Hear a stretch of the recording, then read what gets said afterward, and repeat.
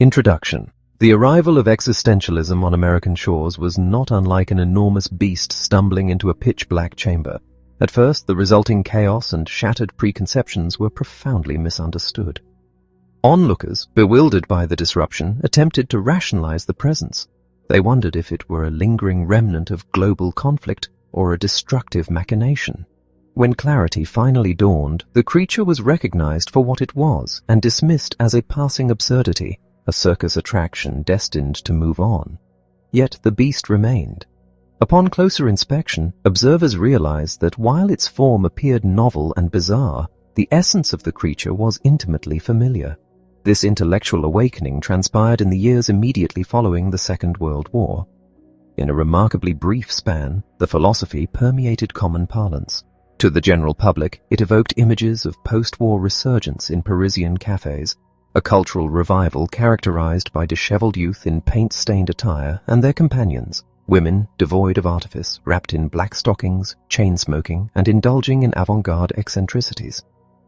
At the helm of this movement stood a figure named Sartre, a purveyor of literature bearing visceral, unsettling titles. Traditional minds scoffed, comfortably writing off the movement as an elaborate trick or fleeting trend. Simultaneously, however, centers of rigorous academia were meticulously translating and dissecting these pivotal texts, sending tremors through the foundations of the intellectual establishment. Traditional moralists recoiled at the philosophy's blatant disregard for established value systems. Conversely, analytical thinkers found themselves equally scandalized by this new school's readiness to discard structured rationality in favor of raw, non-cognitive conscious experience. Furious debates erupted from these established factions, their outrage only magnified by the zealous, albeit often misguided, embraces of small progressive cliques. Despite the initial confusion, the philosophy secured devout followers. It was an ideology that seemingly resonated with the unspoken anxieties of millions, a direct reaction to the modern human condition. For many, encountering the profound works of its pioneers felt less like reading external literature and more like discovering a highly articulate mirror reflecting their own innermost dreads and silent ponderings. While rigorously structured by philosophically trained minds, its core was a fundamental pivot in the human perspective, one that reshaped the contours of modern civilization. The label itself, much like the banners pinned to other monumental shifts in human thought, falls short if employed as a rigid definition. The movement's branches are so diverse that several of its most prominent voices outright rejected the classification, refusing to be grouped under a single unifying banner. Yet the nomenclature endures as a functional signifier, a necessary linguistic tool to encapsulate a shared intellectual ferment. The underlying impulse is ancient, tracing its roots through the historical narratives of suffering and faith, weaving through the tragedies of antiquity, mystic traditions, and the brooding reflections of European theologians and romantics. Parallels can equally be drawn to Eastern religious developments, where the tangible reality of human existence often superseded Western rationalist discourse. Still, it would be a grave error to dismiss the philosophy's distinct modernity. Truth adapts to the shifting landscapes of human necessity. The contemporary iteration of this existential dread and solitary inquiry traces its direct lineage to three formidable minds of the preceding century.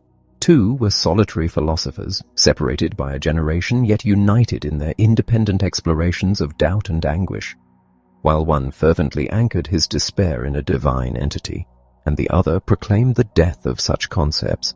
Both shared an intense, agonizing focus on the fate of the individual. They were accompanied in this trinity by a monumental novelist, whose explorations of the underground mind and familial strife birthed the existential sensibility within literature. The 20th century devoted its intellectual labor to expanding upon these foundational cries. A pantheon of modern thinkers emerged, their varied disciplines deeply colored by this shared concern for the authentic, suffering self. Literature, too, found its foremost voices deeply entrenched in this tradition, consciously or otherwise, weaving narratives of alienation and absurd confrontation. The pervasive reach of this philosophy defies simple summation. It cannot be neatly encapsulated because it is not the product of prior intellectual deductions. It is the spontaneous transmutation of raw, lived experience. Primarily, it stands as a visceral rejection of overarching rationalism. It does not deny reason, but insists upon recognizing its absolute limits. It vehemently opposes the grand rationalist traditions that sought to harmonize all contradictions into a sublime, idealized reality. While such systems are undeniably majestic and deeply influential across academic and practical spheres, they fundamentally fail to account for the true texture of human life. For the individual, raw agony, profound doubt, and ecstatic intuition cannot be neatly categorized or explained away by cosmic logic. The individual is not a submerged fragment in a historical tide, but a present, suffering existent. Any philosophy that trivializes this immediate, painful reality is inherently tyrannical. Truth, it is argued, can only unfold within the isolated theater of the self. Yet when the individual turns this scrutinizing gaze inward, what is found? A vast, incomprehensible void, looking backward to the time before conception or forward to the inevitable cessation of life. There is nothing. Stripping away memories, sensations, and accrued knowledge leaves only the formless chasm of the ego. This introspection inevitably forces the ancient question, why does anything exist at all, rather than an infinite emptiness? By staring unblinkingly into this void, the thinker elevates nothingness from an absence into a profound, tangible force, the very bedrock of reality. This realization is the wellspring of profound despair, but simultaneously, for those possessing the requisite courage, the source of ultimate integrity. This confrontation inherently positions the philosophy against traditional humanism. It is not an abandonment of humanity, but a rejection of the anthropocentric delusion. In a universe anchored in nothingness, mankind is no longer the central, rational protagonist for whom reality was constructed. Instead, humanity is revealed as an accidental byproduct governed by sheer contingency. The thinker, the artist, the individual, all cling to existence with a fragile, tenuous grasp. Each major voice within this movement navigates a unique path towards salvaging the individual from the crushing weight of absurdity. But the shared confrontation with despair remains the defining philosophy of the era. It is no coincidence that this thought flourished amidst the shattered landscapes of a traumatized Europe. The lived experiences of uprootedness, irrational cruelty, and societal collapse provided a fertile, nightmarish soil. Yet, the profound truths uncovered in these inner searches transcend specific historical catastrophes. Suffering is intrinsically linked to consciousness itself, ever present wherever sensitivity and thought reside. As one of its modern architects eloquently stated, true life commences only after navigating through the depths of absolute despair. To this philosophical evolution, a brilliant, classically trained intellect contributed profoundly. Operating paradoxically within a tradition of logical deduction, this thinker utilized the foundational premise of self-awareness to spin out endless, complex dualities of being, doing, and freedom. Beyond his theoretical texts, he embodied his philosophy, utilizing journalism, theater, and fiction to enforce his worldview. Raised in a realm of literature out of sheer childhood boredom, his early works were inevitably met with academic disdain, but embraced by a rising generation.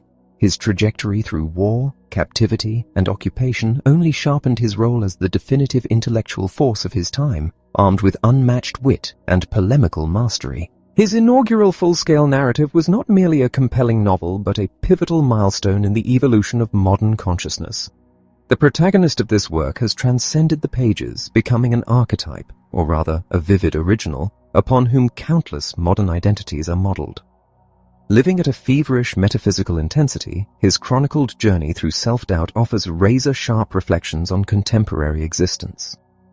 His encounters, particularly his nauseating realization of pure existence devoid of essence, stand as some of the most evocative depictions of metaphysical anguish in modern literature. The crisis centers on the sudden, terrifying dissolution of recognizable properties. A simple object, once understood by its weight, texture, and utility, suddenly sheds these comforting identifiers, leaving only the raw, unjustified fact that it is. This pure existence is perceived as opaque, non-rational, and fundamentally disgusting. The human mind demands meaning and cause, yet finds itself adrift in a radically meaningless void. This impasse breeds a profound physical revulsion, a nausea toward the sheer gratuitousness of being. The protagonist systematically dismantles all traditional avenues of escape, The pursuit of academic knowledge is reduced to a pathetic, comical failure. Objective experiences, travel, and adventure are discarded as hollow illusions, offering no inner depth. The past is exposed as a dead academic myth, offering no solace for the present. Even human love, approached with a desperate, lingering hope, inevitably collapses, reducing the individual to the bare, nauseated consciousness of nothingness. Yet, within this absolute reduction lies the potential for survival. Out of the chaos and suffering, a fragile means of re-establishing the self is hinted at. The precise nature of this salvation, often symbolized by the unyielding purity of a melody piercing through the decay of time, remains an open, fiercely debated question. It is a question the author intentionally leaves unresolved, pointing toward a future philosophy where humanity, starting from the loathsome emptiness of existence, must freely create its own essence through perpetual choice. Whether the narrative fully achieves a flawless synthesis of art and philosophical rigor is a subject of endless critical discourse. Some praise its energy and biting insight, while others deem it an extraordinary, albeit fragmented, masterpiece. Nevertheless, its enduring grip on the intellectual imagination is undeniable. It provides us with a stark, terrifying, and ultimately indispensable image of modern man, fulfilling the supreme function of art by reflecting the absolute truth of our fragile, contingent lives. Diary. Monday, 29th of January, 1932. There is no longer any room for doubt. A profound and undeniable shift has taken root within me. It did not announce itself with the clarity of a sudden revelation or a stark, inescapable truth. Rather, it seeped into my existence with the stealth of a creeping illness. At its inception, it was merely a whisper of discomfort, a faint, elusive sense of being out of alignment with the world. Once it had infiltrated, it lay dormant, perfectly still, allowing me the comforting illusion that my equilibrium was undisturbed, that the faint alarm I had sensed was entirely baseless. But that period of quiet incubation has passed. The affliction is now in full bloom. By its very nature, the discipline of historical research does not cultivate a habit of rigorous introspection. In my daily labors, I am accustomed to grappling with human sentiments only in their broadest, most generalized forms, reducing the chaotic sweep of human motivation to neat categorical abstractions like ambition or self-interest. Yet, if I possessed even a rudimentary grasp of my own psychology, I could deploy it to immense advantage at this very moment. I observe, for instance, a bizarre unfamiliarity in the behavior of my own hands, a strange, unprecedented mechanics in the simple act of lifting my pipe or grasping a fork. Or perhaps the distortion lies not within me, but within the objects themselves. Perhaps it is the fork that now dictates a new, unsettling manner of being held. I am fundamentally unsure. Just moments ago, upon entering my room, I was brought to an abrupt halt. My hand had closed around an object that projected an icy, commanding presence, arresting my attention as if it possessed a distinct, aggressive personality of its own. I opened my fingers and stared down. It was nothing more than the brass knob of my door. Similarly, this morning in the solemn quiet of the library, when the self-taught man approached to offer his greetings, a full 10 seconds elapsed before my mind could assemble his features into a recognizable identity. I found myself staring at an alien visage, a fleshy landscape that barely registered as a human face. When he extended his hand, the sensation was entirely repulsive. It rested in my palm like a plump, pallid worm. I withdrew my touch with almost involuntary speed, and his arm dropped limply to his side. Even the streets outside seem infected, echoing with a cacophony of suspicious, altered sounds. It is clear that over the past few weeks, an invisible boundary has been crossed. But where precisely is the locus of this change? It is an abstract mutation, seemingly devoid of a specific target. Am I the vessel of this transformation? If I am entirely unchanged, then the mutation must reside in the geometry of this room, the architecture of this city, the very fabric of nature itself. I am forced to choose between these two terrifying possibilities. The most logical and simultaneously the most deeply unsettling conclusion is that the change has occurred within me. I must force myself to accept that my nature is susceptible to these violent, unannounced paradigm shifts. The reality is that I am rarely given to deep self-reflection. A multitude of microscopic alterations slowly sediment within my psyche, completely escaping my notice until the day they reach a critical mass and trigger a total internal revolution. This unseen accumulation is what has lent my life its erratic, disjointed character. Consider my departure from France. To the casual observer, it appeared as the impulsive act of a capricious mind. 6 years later, when I abruptly ceased my global wanderings and returned, the same observers undoubtedly dismissed it as yet another sudden whim. But I vividly recall the exact moment of rupture. I was in Indochina, sitting in the office of a French official, the very man who would later resign in the wake of the Petrus scandal. Mercier was present, animatedly proposing an archaeological expedition to Bengal. It was a destination I had always coveted, and he was insistent that I accompany him. In retrospect, I suspect his motives were less than pure. He likely distrusted Portal and required my presence as a reliable monitor. I had absolutely no rational cause to decline. Even if I had deduced his ulterior motives regarding Portal, it should only have sharpened my enthusiasm for the journey. And yet, sitting there, I was struck completely mute, seized by a total paralysis of the will. My gaze was locked upon a small Khmer statuette resting on the green felt of the desk, adjacent to the telephone. Internally, I felt as though my veins had been drained of blood and flooded with something heavy and tepid, like lymph or warm milk. Mercier, masking his growing annoyance beneath a veneer of angelic patience, pressed me. "We need to formalize the arrangements. You know you are going to say yes eventually, so why not accept right now?"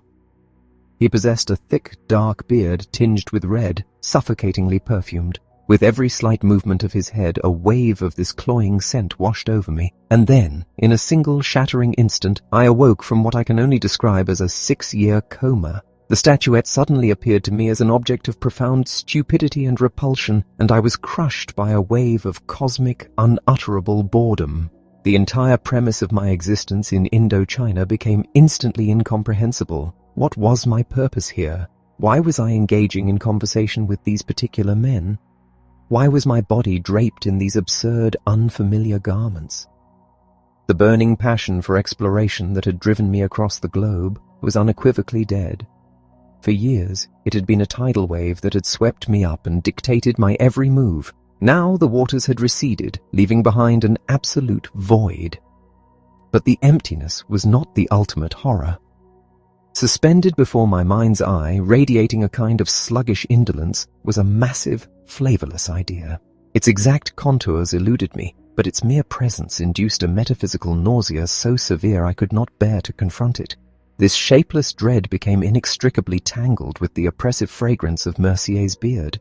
Summoning the last reserves of my willpower, trembling with an inexplicable sudden rage, I delivered my response with icy finality. "I appreciate the offer, but my travels are concluded. I must return to France." 48 hours later, I was aboard a vessel bound for Marseille. If my current diagnosis is accurate, if this creeping unease and these distorted perceptions are the heralds of yet another total collapse of my reality, then I am consumed by dread. It is not that I place an exorbitant value on my current routine. My days are neither particularly rich nor heavily burdened with significance. But I am terrified of the unknown entity that is currently gestating within me. When it finally takes command, where will it drag me? Will I be compelled to abandon my sanctuary, leaving my historical research and my manuscript as forgotten wreckage? Will I awaken months or years from now, a broken man, disillusioned, standing amidst a fresh landscape of ruins? I must pierce this fog and recognize the absolute truth of my condition before the opportunity is lost. Diary. Tuesday, 30th January. I initially told myself that there was nothing new to report. The morning slipped by in the library from 9 until 1, locked in my usual routine. I successfully launched into the 12th chapter, meticulously mapping out the Marquis de Rollebon's maneuvers in Russia leading up to the assassination of Paul I. That specific portion of the research is now tied off. I can ignore it until the final manuscript revisions. Presently it is 1:30. I am sitting in the Café Mably, chewing on a sandwich, and on the surface, reality appears to be holding its shape.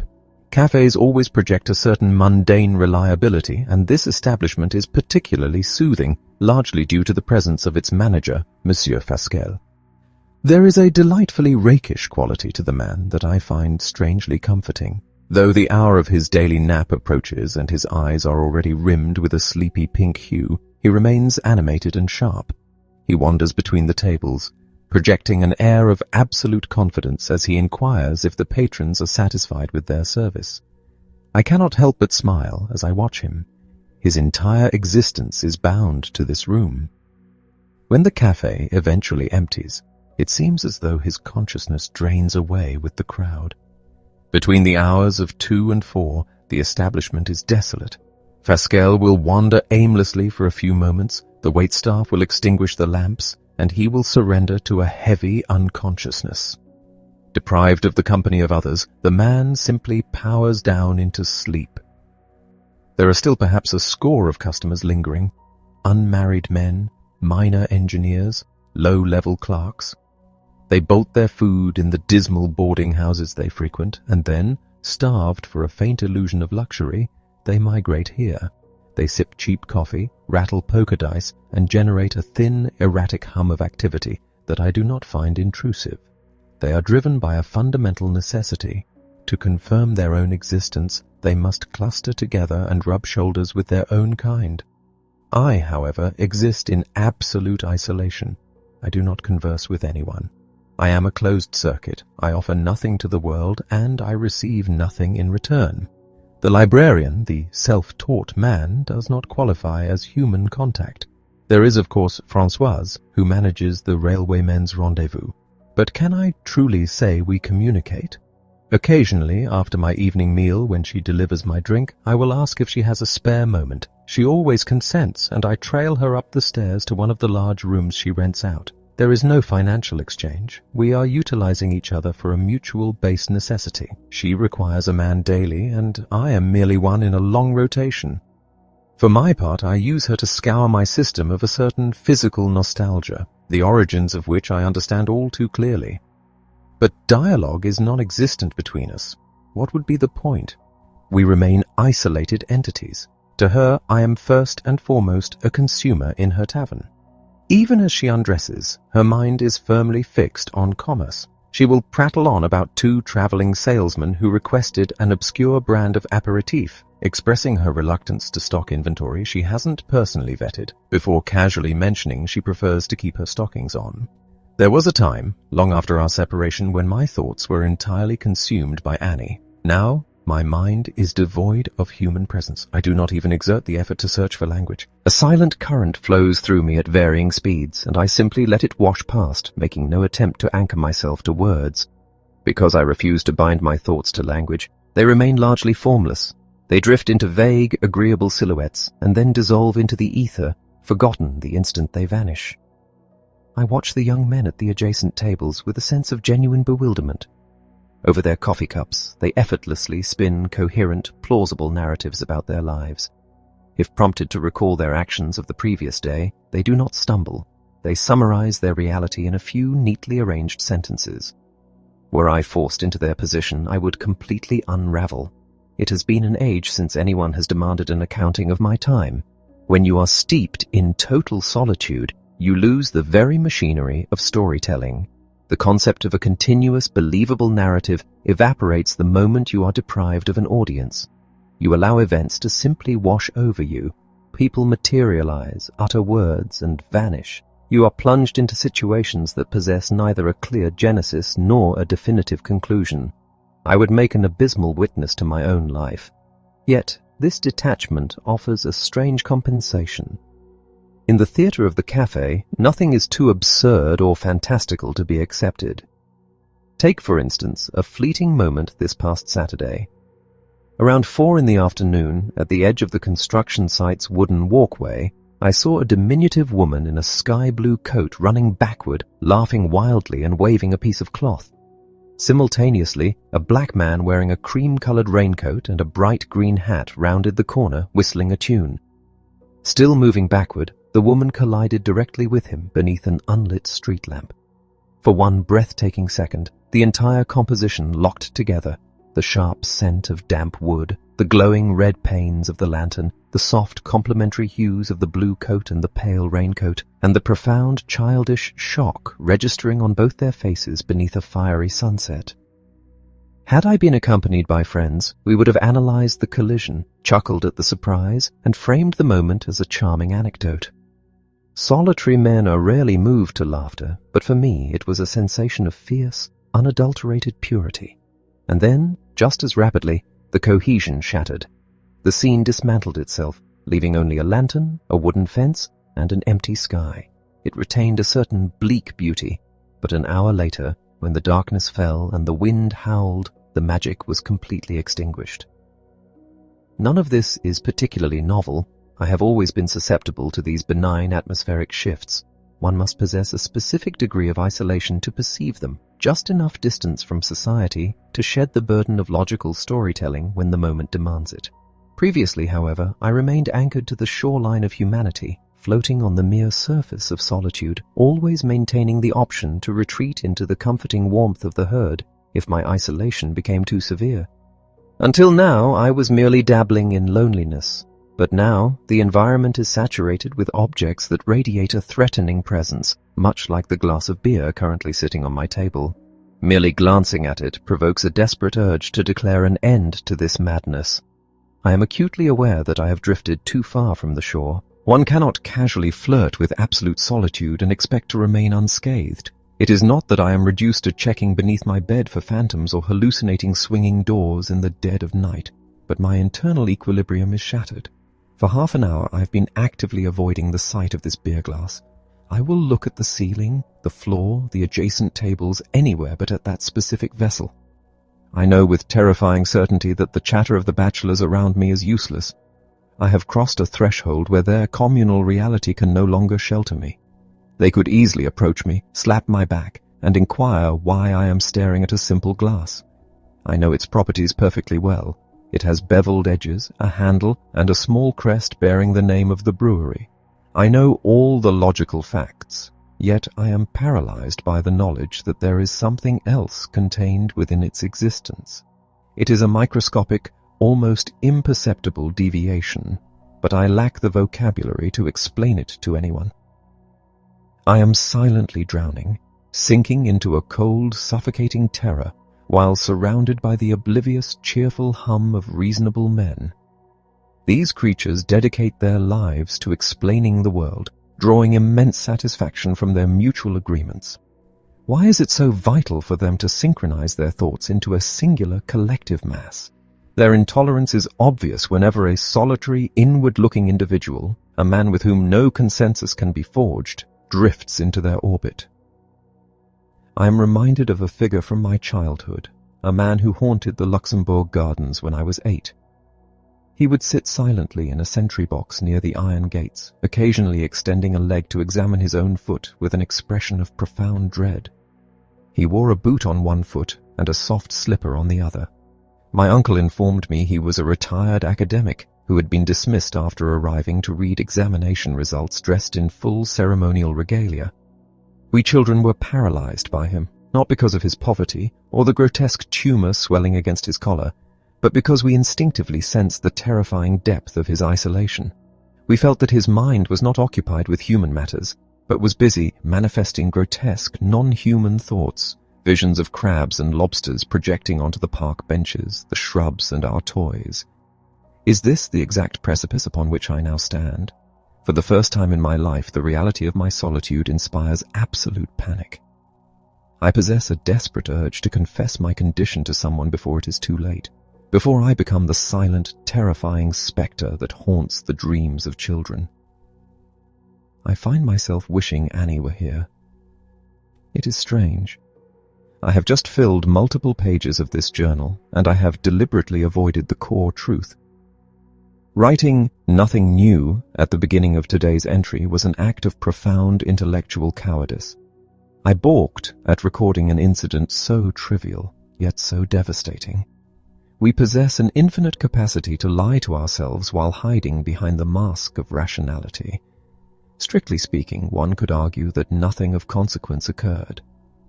At 8:15 this morning, as I departed the hotel for the library, I attempted to pick up a piece of discarded paper from the pavement, and I found myself physically incapable of doing so.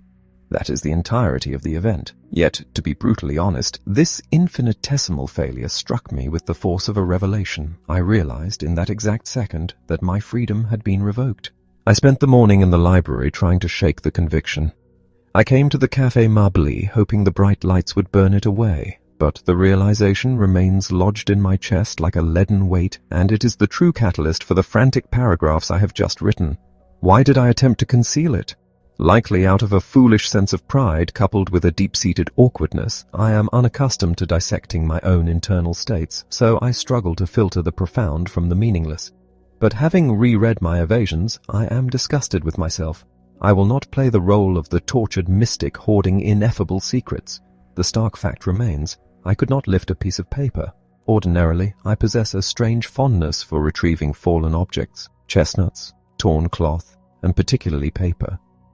I enjoy the tactile sensation of closing my fingers around them.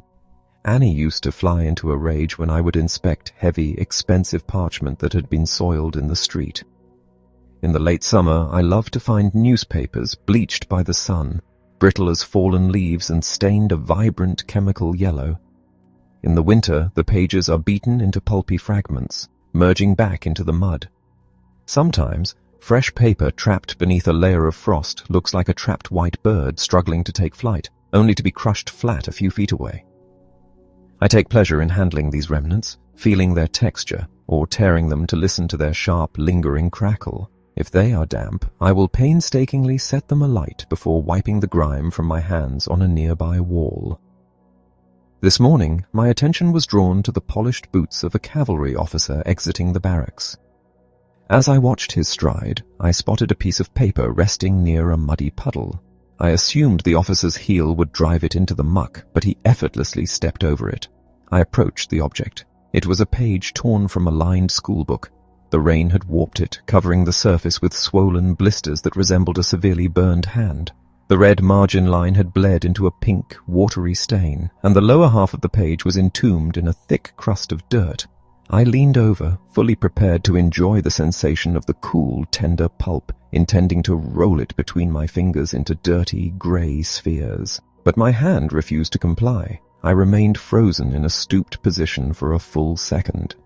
I could read the child's handwriting, dictation, the white owl. Then I simply stood back up, my hands empty. I am no longer a free agent. My will has been circumvented. Inanimate objects should not have the power to touch a human being. They are not alive. We are meant to handle them, utilize them for our purposes, and return them to their places. They are tools, nothing more. But now they are reaching out and touching me. It is an intolerable violation. I am gripped by a sudden, visceral terror of physical contact with these things, as if they were living, breathing beasts. My memory sharpens, and I finally understand the sensation that overwhelmed me on the beach with the stone. It was a sweet, utterly repulsive sickness. The sensation did not originate within me. It emanated from the stone itself and traveled directly into my flesh. Yes, that is the exact diagnosis. It is a profound metaphysical nausea localized entirely in the hands. Diary. Thursday morning in the library. Not long ago, as I was making my way down the hotel staircase, I caught the sound of Lucy's voice. She was engaged in her perennial lamentations to the landlady, her words keeping rhythm with her scrubbing of the steps. The proprietress, stripped of her false teeth, managed only brief, laborious replies. She stood there in a state of near undress, swathed in a pink robe and loose slippers. Lucy, smeared with her customary grime, would pause her labor at intervals, rising onto her knees to fix the landlady with a stare. She spoke continuously, wrapping her despair in a veil of suffocating reason. She claimed that she would vastly prefer his infidelity over his current vice. If he sought out other women, she argued, it would be of no consequence to her, provided it left him physically unscathed. The subject of her rationalization was her husband. Approaching her 40th year, this dark, slight woman had surrendered herself and her accumulated savings to a striking young mechanic. The union had proven to be a theater of quiet misery. The man was not abusive, nor did he stray into the arms of others. Instead, he sought his ruin in the bottle, returning each evening saturated in drink. He was visibly consuming himself. Over the mere span of 3 months, I have watched his complexion turn sallow as his frame slowly dissolves. While Lucy attributes this decay to his alcoholism, I harbor a strong suspicion that tuberculosis is the true culprit. "You must take the upper hand," she asserted. I am certain that the sorrow is gnawing at her core, yet it operates with a slow, grinding patience. She does, in a sense, take the upper hand. She refuses to be fully consoled, but equally refuses to surrender to the full weight of her agony. She rations her thoughts of it, distributing small fractions of her pain to those around her. This is especially true when she is in the company of others, for their presence offers a mild balm, and speaking of her plight with a facade of collected wisdom affords her a strange comfort. When she is isolated in the guest rooms, I hear her humming, a desperate acoustic shield erected to ward off introspection. Yet, throughout the day, she is enveloped in a sudden, weary sullenness.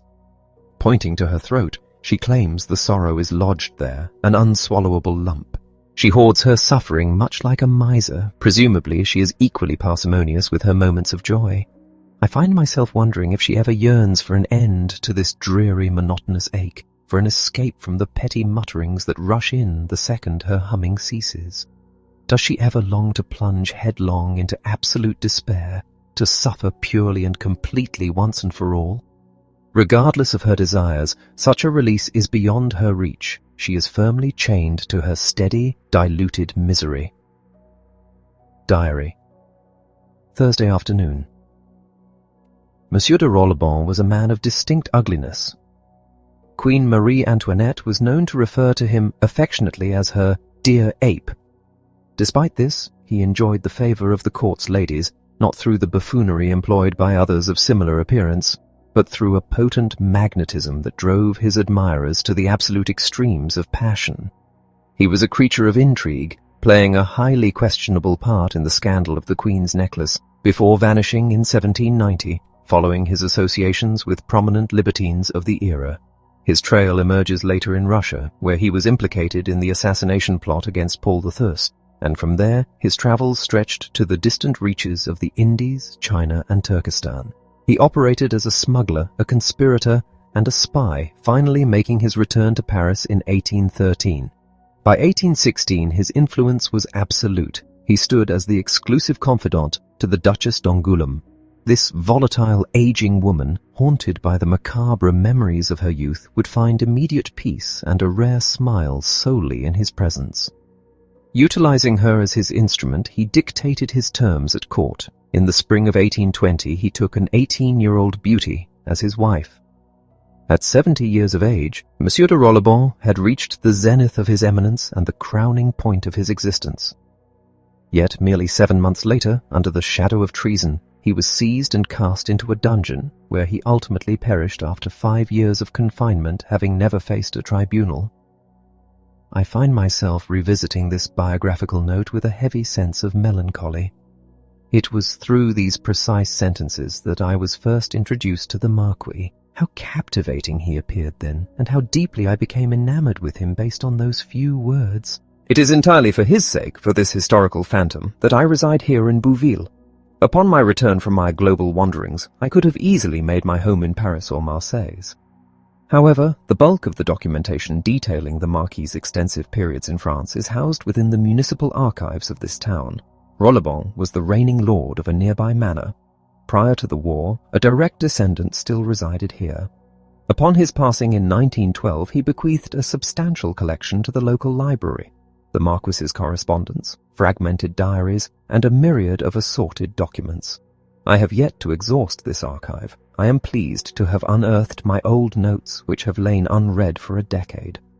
My handwriting appears to have altered, or perhaps it merely seems so.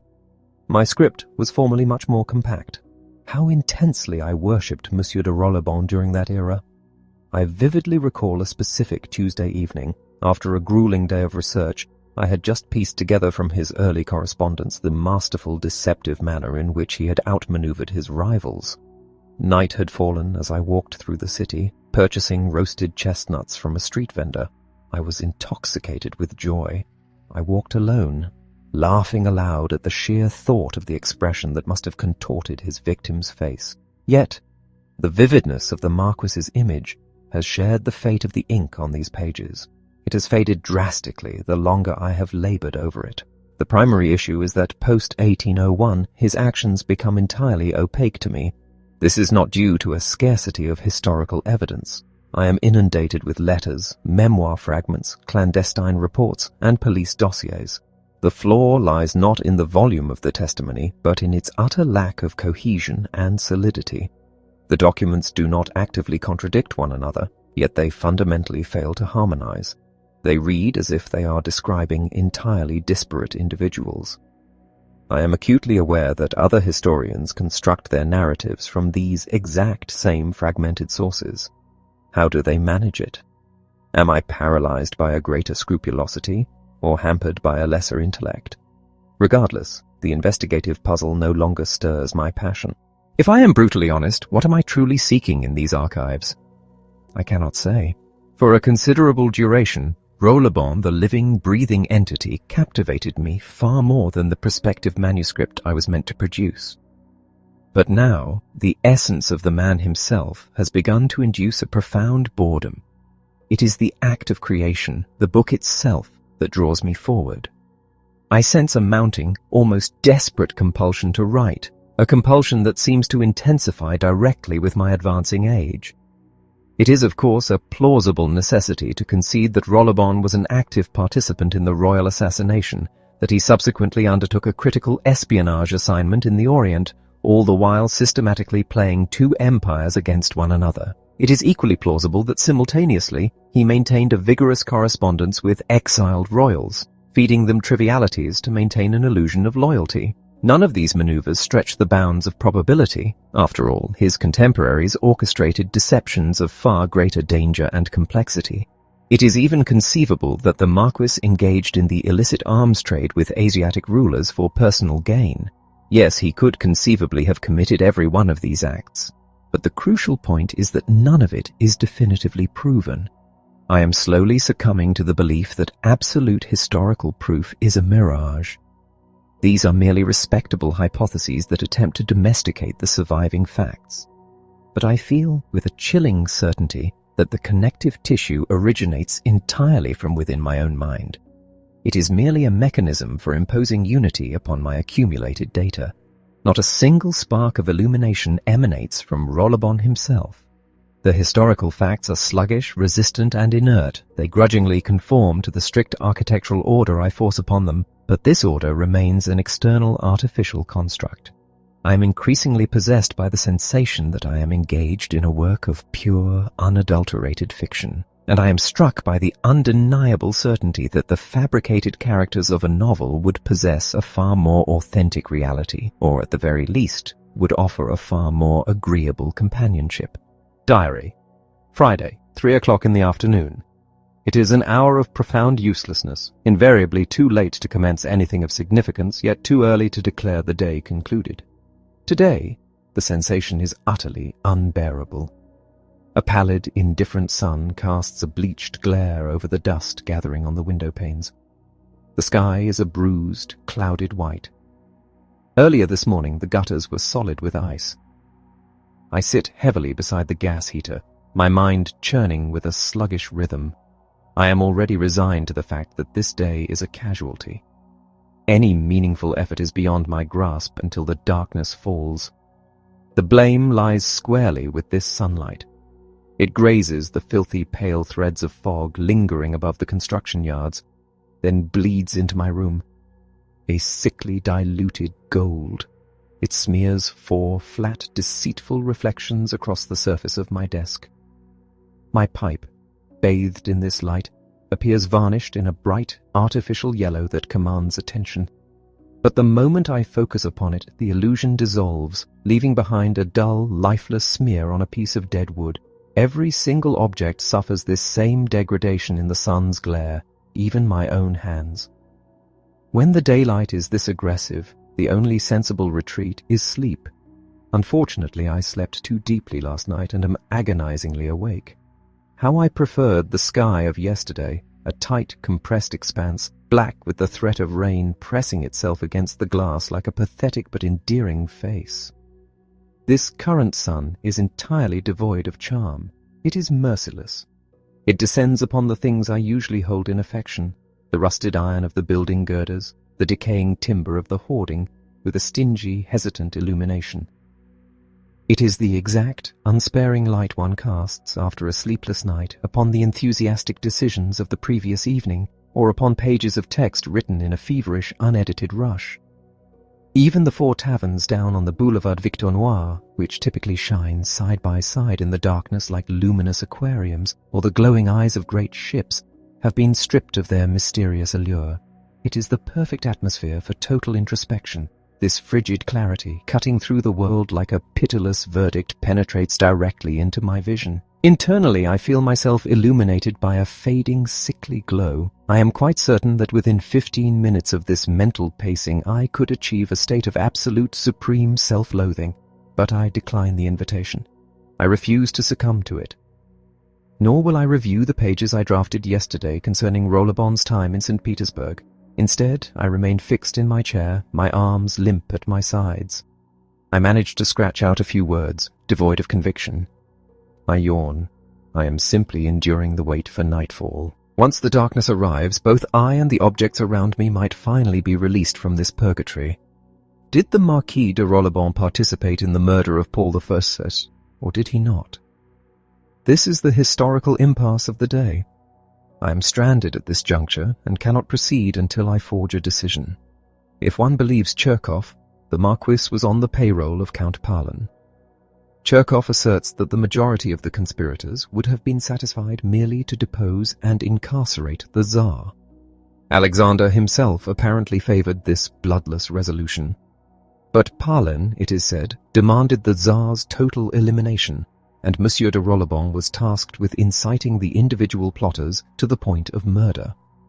According to this account, Rollebon visited each man and, with astonishing dramatic flair, acted out the anticipated assassination, thereby planting or nourishing a homicidal frenzy within them. I harbor deep suspicions regarding Cherkov's reliability. He is hardly a rational chronicler. Rather, he writes like a borderline insane, sadistic conjurer, twisting every event into a demonic spectacle. I simply cannot envision Monsieur de Rollebon adopting such a melodramatic posture, pantomiming a murder scene. It is entirely out of character. The Marquis was icy, not impassioned. He never exposed his true hand. He operated through pale, bloodless insinuations. His methods could only resonate with individuals of his own low emotional temperature, calculating intriguers and politicians. Madame de Charrières noted that he never painted pictures with his speech, never utilized grand gestures, and maintained a rigidly monotonous vocal tone. She observed that he kept his eyes perpetually half shut, allowing only a sliver of his grey irises to show. She eventually confessed that he bored her beyond all endurance. Is this the portrait of a man who could hypnotize men into murder through dramatic mimicry? And how, then, did he ever manage to captivate women? Then there is the bizarre anecdote related by Ségur, which strikes me as possessing the ring of truth. In 1787, at a provincial inn, an elderly associate of Diderot lay dying. He was a devout pantheist, and the local clergy were defeated. He vehemently refused the last rites. Monsieur de Rollebon, an absolute non-believer, happened to be passing through and wagered the local priest that he could restore the dying man to the Christian faith in under 2 hours. The priest accepted and lost. Rollebon entered the room at 3 a.m. By 5, the man had confessed, and by 7, he was dead. When the astonished priest asked if Rollebon's arguments were truly that formidable, the Marquis replied simply that he had not argued at all. He had merely terrified the man with the prospect of hell. How could he have been physically present at the assassination? On that specific night, an officer friend escorted him home. If he had ventured out again, how could he have navigated the streets of St. Petersburg unchallenged? The half-mad Paul had issued a strict decree that anyone found outside after 9 o'clock, save for physicians and midwives, was to be seized. Am I to swallow the ludicrous myth that Rollebon disguised himself as a midwife to infiltrate the palace? Given his nature, it is not entirely impossible. Yet the evidence suggests he was not in his residence when the murder occurred. Alexander must have harbored severe doubts about him, considering that one of his very first acts as the new ruler was to dispatch the Marquis on a vaguely defined mission to the Far East, effectively exiling him. The Marquis bores me to the point of tears. I rise from my chair. As I move through this sickly light, I watch it shift and play across my hands and the fabric of my coat. The sight fills me with an unutterable revulsion. I yawn again. I ignite the lamp on my desk, harboring a desperate hope that its artificial beam might conquer the dead light of the afternoon. It is a futile gesture. The bulb merely manages to carve out a pathetic, weak puddle of yellow around its own base. I switch it off and stand up again. Embedded in the wall is a white void, the mirror. It is a snare, and I am fully aware that I am about to willingly step into it. I cannot resist. The grey shape materializes within the glass. I approach it and stare. I am now trapped. It is the reflection of my own face. During these wasted, hollow days, I frequently find myself analyzing it, yet I can comprehend absolutely nothing of this visage. Other people's faces possess a logic, an implied direction or meaning. Mine does not. I am fundamentally incapable of determining whether it is aesthetically pleasing or grotesque. I assume it is ugly, primarily because others have informed me so, but the judgment holds no emotional weight for me. Deep down, I am almost offended that anyone would apply such qualitative terms to it, much as one might attempt to label a clump of dirt or a jagged rock as beautiful or ugly. There is, however, one element that offers a degree of visual comfort, the vibrant red fire of my hair crowning the top of my skull. It is a definite, unyielding color, and I am grateful for it. It asserts itself in the glass. It shines with undeniable presence. I realize I am fortunate in this regard. Were my hairline defined by some ambiguous, non-committal shade, neither truly brown nor blonde, my entire face would dissolve into an intolerable vagueness, inducing vertigo. My eyes travel sluggishly over the topography of my forehead and cheeks. The gaze encounters nothing solid. It finds no anchor. Naturally, the anatomical components are present, a nose, 2 eyes, a mouth, but they refuse to coalesce into a coherent, human expression. I remember Annie and Veline once remarking on how intensely alive my face appeared. Perhaps I have simply grown too accustomed to it. In my childhood, my Aunt Bijois used to warn me that staring too long into a mirror would eventually reveal a monkey. I must have stared far beyond that threshold, for what I perceive now is situated well beneath the evolutionary tier of the primate. It exists on the murky borderlands of the vegetable kingdom, or perhaps at the level of a polyp or jellyfish. It is biologically alive, of course, but not with the vibrant consciousness Annie once saw. I observe a faint, sickening quiver. I watch the bland, unremarkable flesh expanding and pulsing with a mindless surrender. The eyes are particularly dreadful at this proximity. They are glassy, yielding, and devoid of true sight. Edged in an irritated red, they resemble the scales of a dead fish. I lean heavily against the porcelain basin, drawing my face so close that my nose nearly brushes the glass. The recognizable features, eyes, nose, mouth, melt away completely, leaving behind an alien terrain. Deep brown fissures appear beside the swollen, feverish lips. They look like the collapsed entrances to mole tunnels. A fine, pale fuzz coats the broad expanses of the cheeks, and 2 isolated hairs jut from the dark caverns of the nostrils. It is no longer a face. It is a raised, geological relief map of a dead moon. And yet, despite this grotesque transformation, this lunar landscape remains intimately familiar. I do not necessarily recognize the individual craters and plains, but the aggregate whole imposes a crushing sensation of déjà vu. The sheer repetitive boredom of the image acts as a narcotic. I feel myself sliding quietly toward sleep while standing upright. I desperately want to reclaim my awareness, to jar myself with a sharp, piercing sensation that might shatter this trance. I slam my left hand against my cheek, pulling the skin taut and contorting my features. An entire hemisphere of the face surrenders to the pull. The left side of the mouth warps and balloons outward, exposing a single tooth, while the eye stretches wide over a gleaming white globe and a rim of raw pink tissue.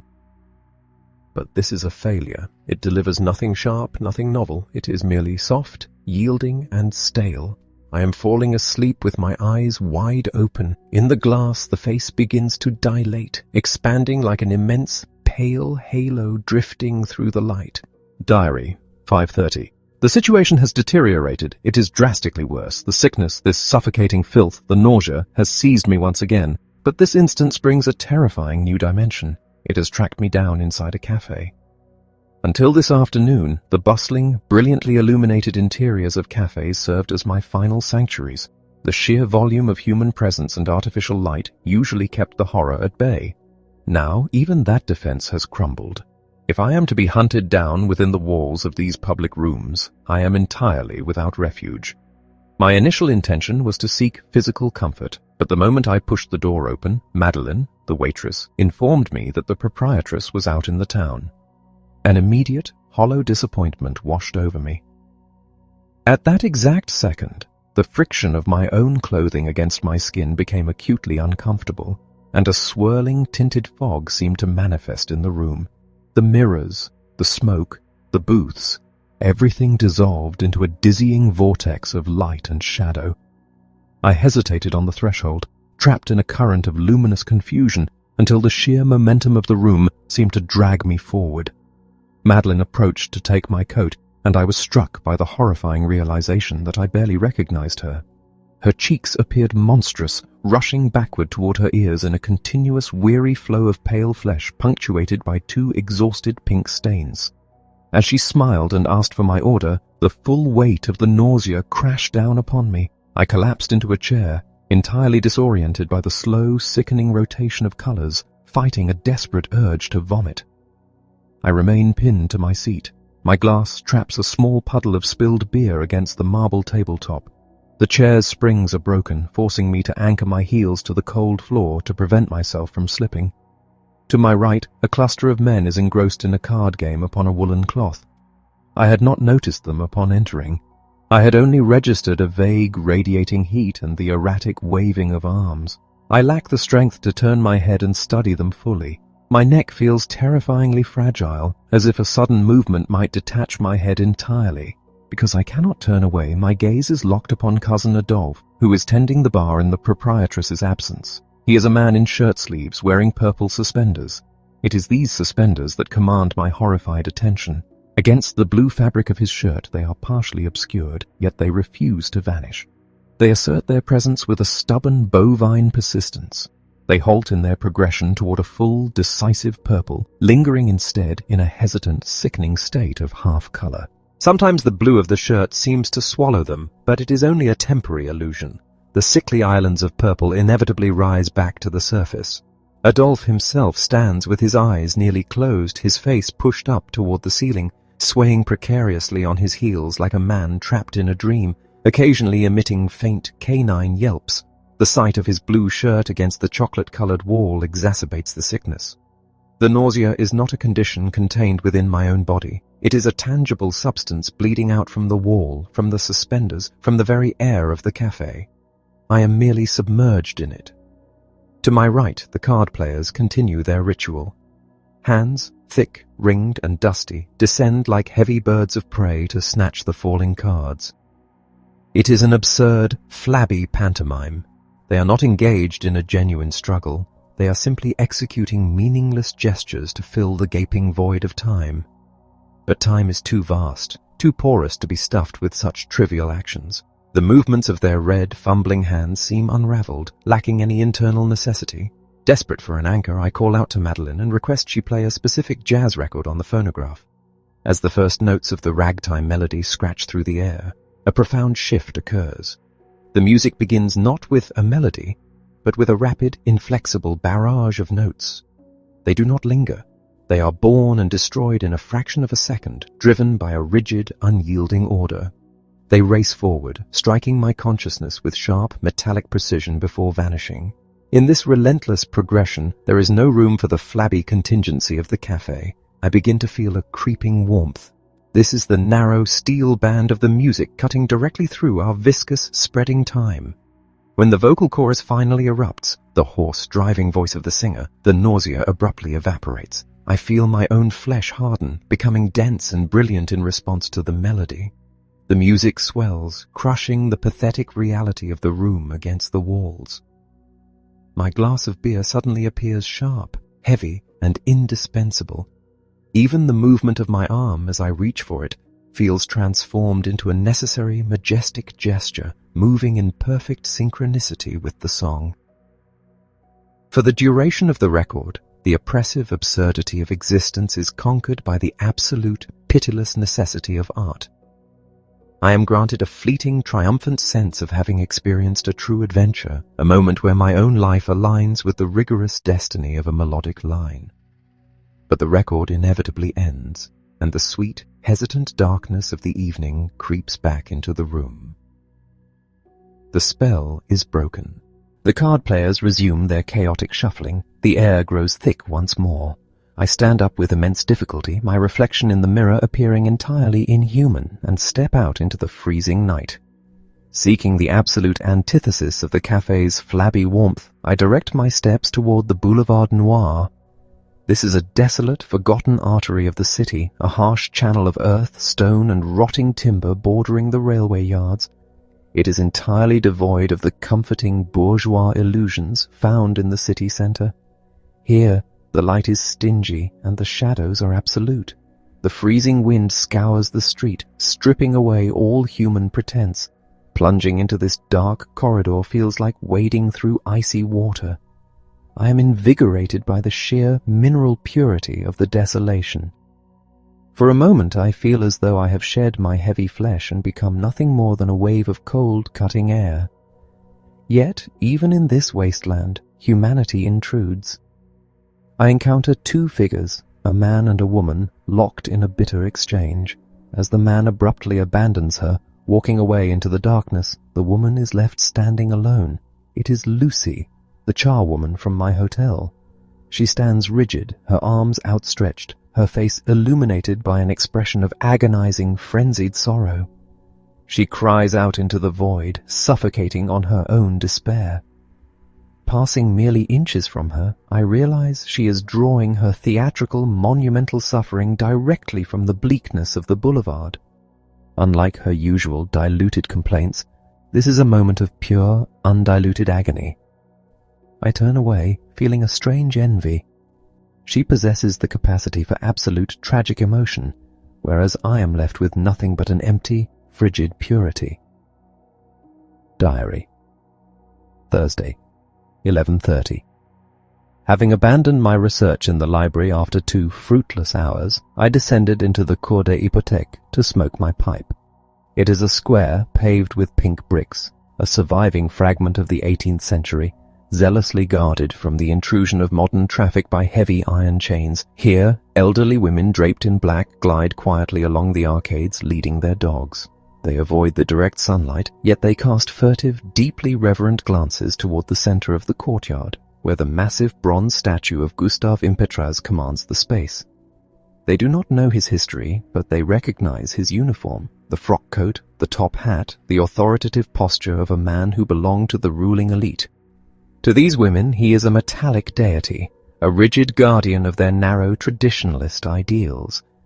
They draw immense comfort from his presence, feeling that this bronze titan has assumed the heavy responsibility of defending their morality and their worldview through his sheer silent erudition. I know of Impetraz from a fleeting encyclopedia entry. He was a school inspector at the turn of the century, a man who penned charming, forgotten books on pedagogy and ancient Greeks. Yet, elevated onto this pedestal, this minor scholar has been transmuted into a daunting sorcerer. The pink brick courtyard, which might once have radiated a cheerful warmth, is now infected by a dry, creeping horror emanating directly from his statue. I stare up at his sightless eyes and his bronze beard, which is currently suffering from a corrosive green oxidation. Though inanimate, he is not powerless. He projects a suffocating wave of dead authority, an invisible wind that attempts to physically push me out of his domain. My silent standoff with the statue is abruptly shattered by a looming shadow. It is the self-taught man. He apologizes profusely for interrupting, mistakenly assuming that the movement of my lips meant I was reciting Alexandrine verse for my historical manuscript. I am instantly lowered in his estimation when I correct him. He has been granted a day of liberty from his employer and intends to spend it entirely within the confines of the library, foregoing even his midday meal. We ascend the steps together. I am entirely devoid of the will to work. I pick up a discarded copy of Eugénie Grandet and begin reading aimlessly from the middle of the text. The self-taught man, meanwhile, darts toward the shelves with the eagerness of a starved animal unearthing a bone. He returns with 2 volumes, a manual on peat mosses and a translation of the Hitopadesa. Observing this bizarre juxtaposition of texts, a sudden, blinding revelation strikes me. I recall the authors he has recently devoured: Lambert, Langlois, L'Arbalètrier, Lastex, Lavergne. The truth of his grand design unfolds before me. He is educating himself alphabetically. He is systematically digesting the entirety of human knowledge, marching ruthlessly from entomology to quantum mechanics, from the history of despots to theological treatises, guided solely by the arbitrary sequence of the alphabet. I am filled with a staggering, morbid admiration for the sheer, obstinate willpower required to execute such a monumental, senseless task. For years he has relentlessly consumed the library's contents, shelf by shelf. I envision the distant, inevitable day when he will close the final volume under the letter Z, look up at the blank wall and face the terrifying void of having consumed the universe.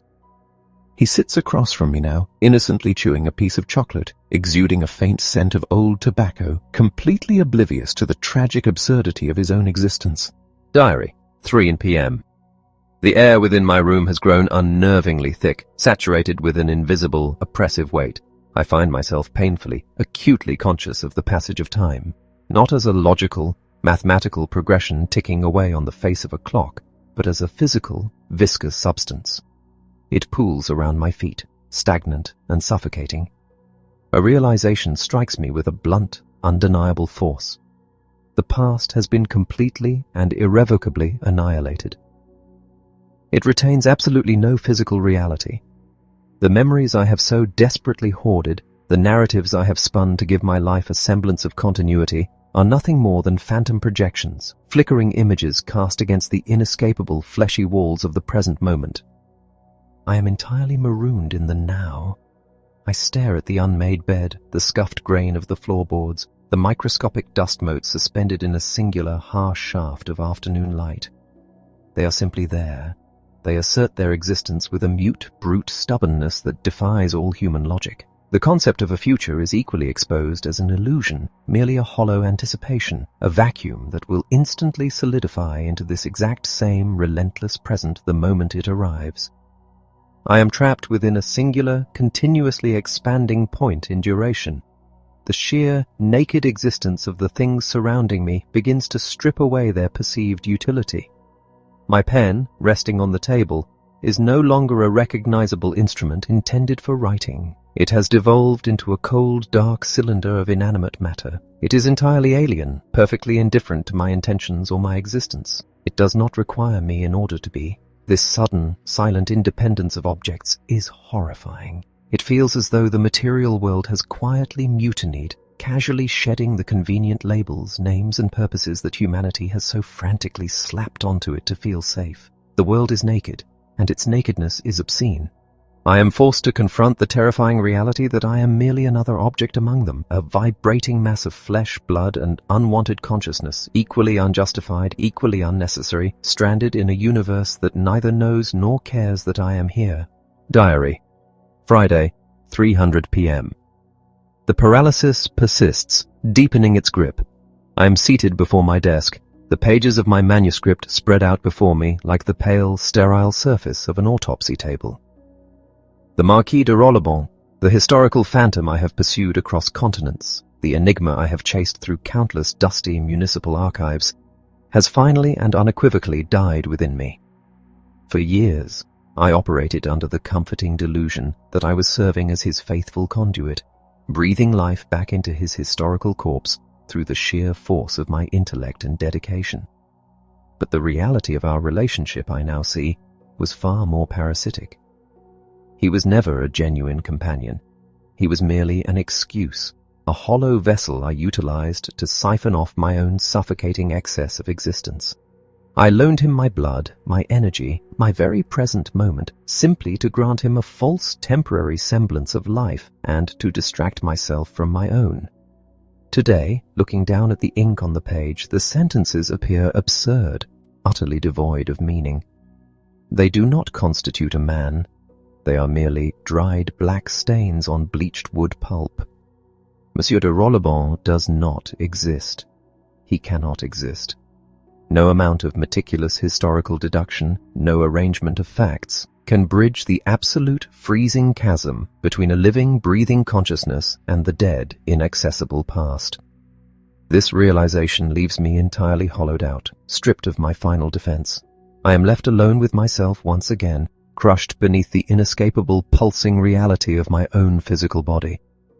The nausea is no longer a fleeting external attack provoked by a stone or a glass of beer. It has become the fundamental, inescapable fabric of my being. It is the literal taste of my own existence, a tepid, metallic flavor that constantly coats the back of my throat. I am, and I cannot cease to be. The sheer gratuity of my life is an agonizing weight. I possess no grand purpose, no divine justification. I am merely a random, biological accident, a heavy, breathing anomaly thrust into a meaningless void, forced to sit here and endure the slow, torturous drip of my own consciousness.